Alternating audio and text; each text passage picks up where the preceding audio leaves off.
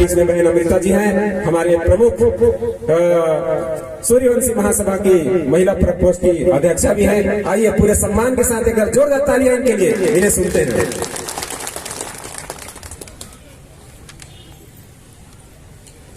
बहुत बहुत धन्यवाद सम्माननीय अशोक सोनवानी जी।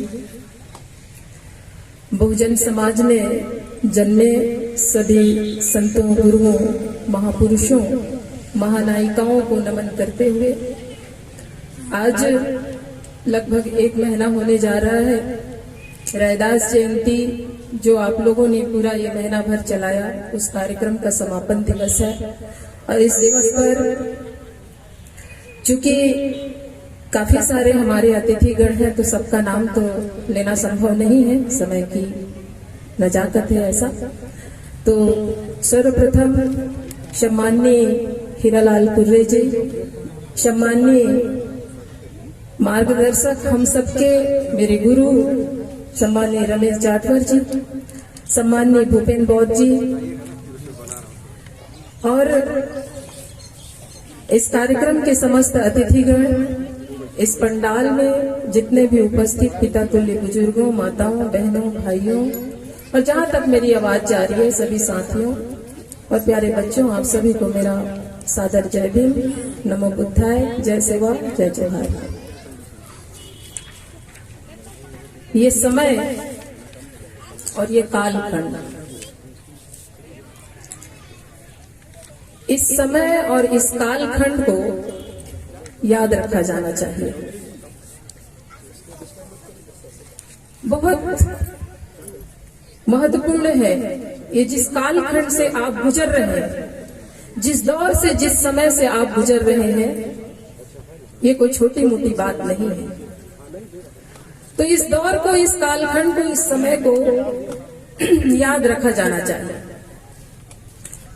ऐसा ही दौर चला था इस देश में जब रैदास साहब थे। संत रैदास साहब भी इसी तरह से लोगों के बीच में जा जाकर लोगों को समझाने का काम करते थे। कोई अंतर नहीं है उनमें और आपके और हमारे काम में, हम भी वही कर रहे हैं। उस समय भी समाज गर्त में था। उस समय भी समाज जो है अपने अधिकारों को नहीं पहचानता था, नहीं जानता था। उस समय भी समाज में रूढ़िवादी थी, महिलाओं का सम्मान नहीं होता था, ऊंच नीच था, भेदभाव था, जात पात था, छुआछूत था, और आज भी वही है। तो तब भी गैर बराबरी और असमानता के खिलाफ रैदास जी ने आवाज बुलंद की थी और आज आप और हम भी वही कर रहे हैं। इस समय और कालखंड में गुजरते गुजरते जो बात कॉमन है वो ये है कि हम आज से 650 साल पहले भी गुलाम थे। आज से 650 साल पहले भी महिलाएं ज्यों की त्यों स्थिति में थी और आज 650 साल बाद भी हम वहीं के वहीं खड़े हैं। थोड़ा बहुत अंतर है कि आज आप गाड़ियों में चल ले रहे हैं, अच्छे कपड़े पहन ले रहे हैं, थोड़ा अच्छा खाना खा रहे हैं। इसके अलावा राजपाट तब भी आपके दुश्मनों के हाथ में था, राजपाट आज भी आपके दुश्मनों के हाथ में है। मुझे बोला गया है कि मैं चूंकि महिलाओं का प्रतिनिधित्व करती हूँ तो मैं उस पर अपनी बात को रखूं। मैं बचपन से आज तक एक चीज सुनते आई और जहां तक मैं जानती हूँ तो समझती हूँ तो आप लोग भी ये बात सुनते आ रहे होंगे, ऐसा मुझे लगता है। एक बात जो हमने सुना बचपन से आज तक वो ये कि इस देश में महिलाओं का अग्नि परीक्षा होता रहा, पुरुष का परीक्षा नहीं हुआ, पुरुषों का अग्नि परीक्षा नहीं हुआ। इस देश में महिलाओं का अग्नि परीक्षा शुरुआत से होता रहा, जब सीता मैया थी तब से अग्नि परीक्षा होता रहा। इस देश में भले ही महिला गर्भवती क्यों ना हो, उसको जंगल में ले जाके छोड़ दिया गया था और आज भी यही हो रहा है। इस देश में कोई किसी के प्रेम में अपना सब कुछ लुटा दिया, राधा, लेकिन राधा उनके जीवन में कभी शामिल नहीं हो पाई। इस देश में किसी को चाहने के लिए किसी व्यक्ति के पीछे अपना सब कुछ समर्पित कर देने वाली महिला सम्मान की हकदार नहीं हो पाई। इस देश में माँ का सिर काटा गया, इस देश में जिसने माँ का सिर काटा उसको तो सम्मान मिला, लेकिन जो माँ का सिर काट दे, माँ का भी सम्मान नहीं हुआ। न माँ, न बहन, न नारी, न बेटी, न पत्नी, किसी का सम्मान नहीं हुआ। ये हम सुनते आ रहे हैं। और जिन जिन लोगों ने महिलाओं का अग्नि परीक्षा दिया, जिन जिन लोगों ने महिलाओं के साथ समय बिताया और छोड़ दिया, जिन जिन लोगों ने अपनी माँ का सर काटा, उन सारे लोगों को तो ये समाज ने अपने सर पर बिठाया, अपने सर पर बिठाया, भगवान बनाया, पूजा किया। लेकिन एक बात गौर करने वाली बात है, शायद आप लोगों का ध्यान आज तक वहां नहीं गया हो, तो मैं आपका ध्यान वहां ले जाना चाहती हूँ कि जिन जिन लोगों ने महिलाओं को सताया, गर्भवती महिला को छोड़ा और महिलाओं का निरादर किया, वो ताज जिंदगी कभी सुख नहीं पाए, वो जीते जी कभी सुख नहीं पाए, और मरने के बाद भी उन पर सवाल खड़ा किया गया। जिन्होंने पत्नी को छोड़ा कभी जीते जी सुख नहीं पाए, उम्र भर तड़पते रहे, राजपाट का सुख नहीं पाया। जिसने भी किया ये महिलाओं के साथ, जिसने निरादर किया, महिलाओं का जिसने अपमान किया, सम्मान नहीं किया, वो कभी सुख में नहीं रहा, जीते जी तो सुख में नहीं रहा, मरने के हजारों साल बाद भी लोग उन पर उंगली उठा रहे हैं। उठाते हैं कि नहीं उठाते? उंगली उठा रहे हैं। लेकिन वहीं पर एक बहुजन मूवमेंट के जितने भी आप महापुरुषों को देखें, जितने भी हमारे महापुरुष जिनका नाम आपके बीच में लिया जाता है, बुद्ध, महिलाओं को यहाँ बराबर में बिठाया, महिला को अपने बराबर में ला के बिठाया। जिस महिला को कभी शिक्षा का अधिकार नहीं था, उस महिला को शिक्षा के बराबरी में ला के खड़ा किया कि वो भी जाके समाज में शिक्षा दे सकती है। ये सम्मान अगर किसी को पहली बार महिला को अगर मिला भारत देश में, तो वो बुद्ध के कारण मिला। उसके बाद महिलाओं का सम्मान किसी ने किया तो सम्राट अशोक ने किया। अपनी बेटी संघमित्रा को भी उसने शिक्षा दिया, और शिक्षा का प्रचार प्रसार करने के लिए उसने उसे विदेश तक भेजा, श्रीलंका भेजा। ये दूसरा उदाहरण मिलता है। जितने भी बहुजन महापुरुष हैं, उसमें संत कबीर ने भी महिलाओं का सम्मान किया। संत कबीर ने पहली बार महिलाओं के दुख के स्थिति का बखान किया। क्या कहा? दुनिया रमाने से को उतर गए, दुनिया रमाने से को उतर गए, स्त्री ना तेरी जाको चूल्हे पे ही घर है। ये सवाल महिलाओं के दुर्दशा के लिए पहली बार भारत देश में किसी संत ने खड़ा किया कि धूनी रमाने से अगर लोग तर जाते, धूनी रमाने से, हवन करने से अगर लोग तर जाते, तो महिला तो दिन रात चूल्हे पे धूनी रमाती है, वो क्यों नहीं करती? वो कैसे नहीं करती? वो तो दिन रात धूनी जलाती है, चूल्हा जलाती है, वो चूल्हे पे ही उसका घर है, लेकिन वो आज तक नहीं कर पाई। आज तक महिलाओं को कभी बराबरी का सम्मान नहीं मिला। ये संत कबीर ने इस देश में कहा, संत रैदास ने कहा। सारी दुनिया एक तरफ हो गई और संत रैदास अकेले खड़े रहे मीरा के साथ। एक मीरा जो राजपुतानी थी, एक मीरा जो महल की रानी थी, उस राजपुतानी, उस महल के रानी के साथ एक चमार संत रैदास उस समय में खड़े रहे, उसका साथ नहीं छोड़े।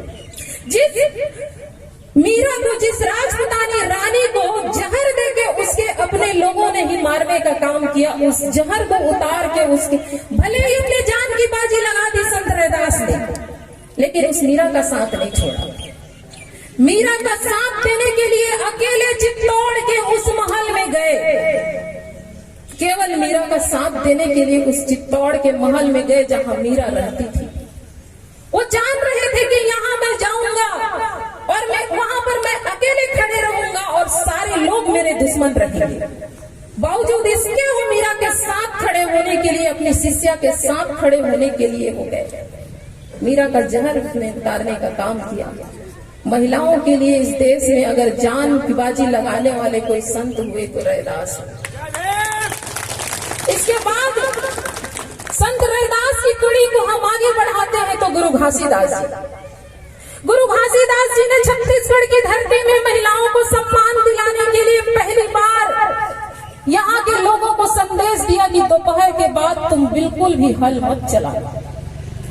दोपहर के बाद तुम बिल्कुल भी हल मत चलाना, क्योंकि दोपहर के बाद तुम हल चलाओगे तो तुम्हारे जो आदमी खेत खलिहान में काम करते रहेंगे उनके लिए तुम खाना पहुंचाने जाओगे, और जब तुम खाना पहुंचाने जाओगे उनकी घर की बेटी महिला जब खाना पहुंचाने जाएगी तो ये जो सामंती लोग, जो मनुवादी लोग, जो इस गैर बराबरी व्यवस्था के पोषक लोग हैं वो अनाचार करेंगे, अत्याचार करेंगे। महिलाओं को सुरक्षा की दृष्टि से, सुरक्षा देने की दृष्टि से गुरु घासीदास जी ने यहाँ पर दोपहर के बाद हल चलाने का जो रीति चली आ रही थी उसको पहली बार बंद करने का काम किया। ये गुरु घासीदास। महिलाओं को शिक्षा का अधिकार नहीं था। महात्मा फूले जी इस धरती पर, भारत की आधुनिक भारत की धरती में पहली बार अपनी पत्नी को इस देश की पहली शिक्षिका बनाए, पढ़ा लिखा कर। कोई पुरुष नहीं था, कोई माई का लाल नहीं था भारत की धरती में जो अपनी बीवी को पढ़ाने का काम करे। वो बहुजन महापुरुष थे जिसने अपनी बीवी को पढ़ा के समाज की बहन बेटियों को पढ़ाने के लिए उनके हवाले कर दिया। तमाम दुख दर्द, चिल्लत, कीचड़, पत्थर, गोबर, तमाम उसके साड़ी पर उसने बर्दाश्त करने के लिए अपनी बीवी को न्यौछावर कर दिया, आपके और हमारे लिए, इस बहुजन समाज की बेटियों के लिए। ये बहुजन महापुरुष थे। उसके बाद बाबा साहब आए। बाबा साहब डॉक्टर भीमराव अंबेडकर, उन्होंने महिलाओं के लिए हिंदू कोड बिल लिखा।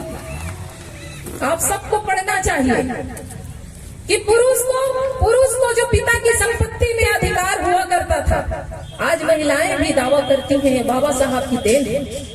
बाबा साहब ने हिंदू कोड बिल में लिखा कि महिला को उसके पति के संपत्ति में भी बराबरी का अधिकार रहेगा और उसकी पिता की संपत्ति में भी बराबरी का अधिकार रहेगा। आपके लिए दोहरा काम अगर किसी ने इस देश में करने का काम किया तो बाबा साहब ने किया। बाबा साहब ने आपने नौकरी का अधिकार दिया। बाबा साहब ने आपको संपत्ति रखने का अधिकार दिया। बाबा साहब ने आपको अपनी इच्छा से शादी करने का अधिकार दिया। बाबा साहब ने आपको क्या नहीं दिया? वो तमाम देवी देवता 33 कोटि के जो आपको नहीं दे पाए, अकेले बाबा साहब डॉक्टर B.R. अम्बेडकर ने आपको देने का काम किया। भारत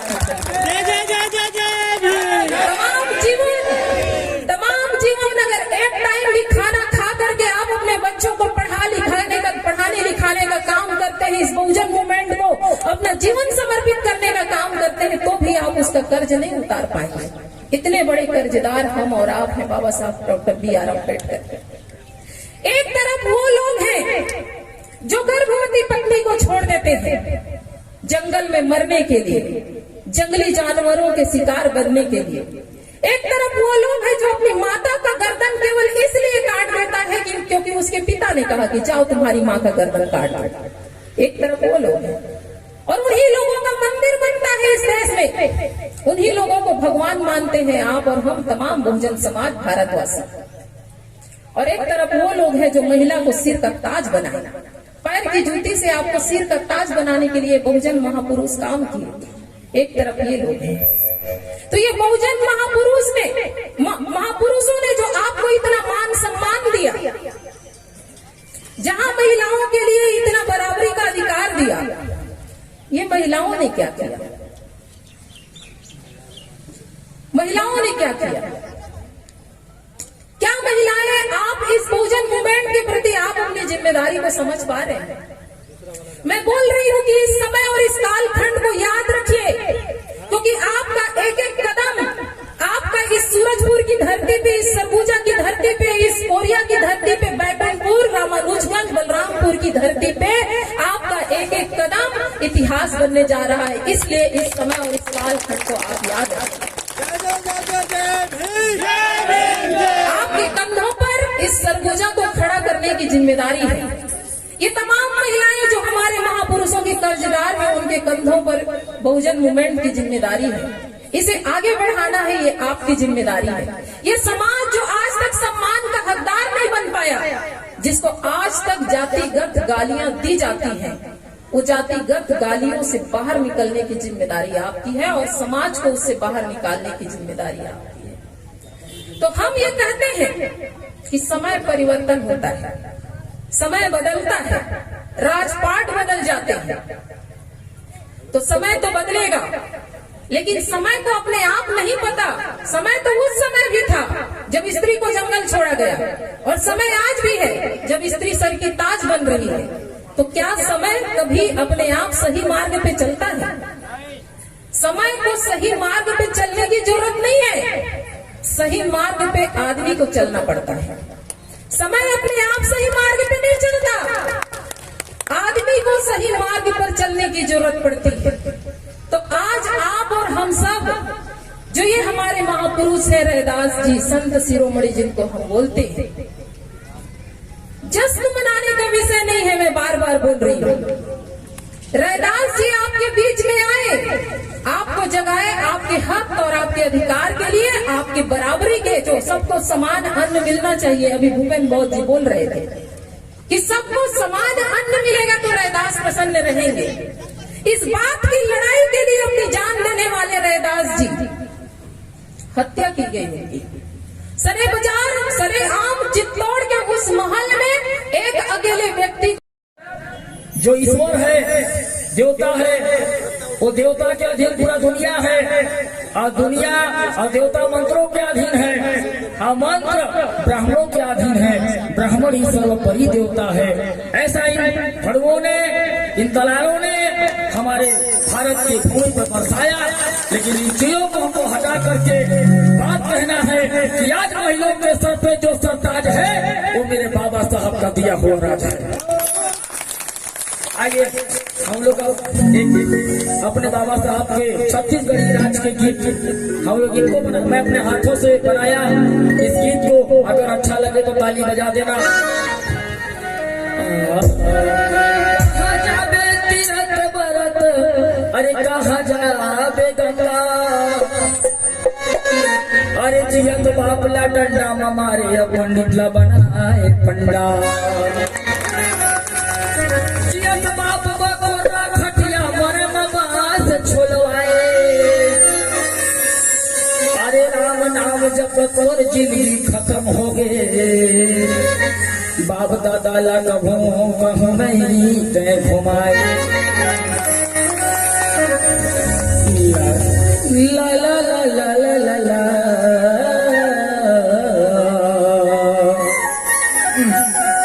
बाबा साहब तोर नाम हो गए जगत महान। चाचा मेरा बबलू हिरण्य छत्तीसगढ़ के प्रसिद्ध कलाकार हैं। ये कोई बच्चे के मोहताज नहीं है, हम इन्हीं के पुत्र हैं। हम लोग अपना एक घर के ही हैं और उनके लिए बड़ी जोरदार ताली बजाए बबलू हिरण्य के लिए।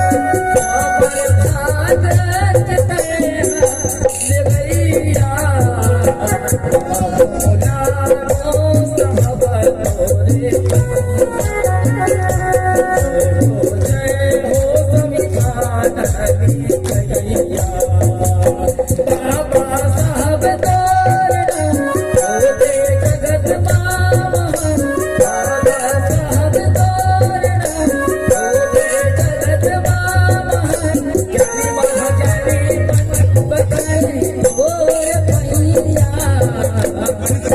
बोला लो सब तोरे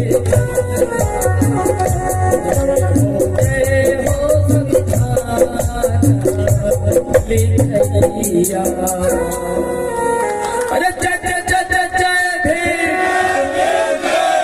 अरे जो सरकार निकलनी है बदलनी है। चलिए साथियों, हमारे प्रमुख वक्ता माननीय रमेश जाटव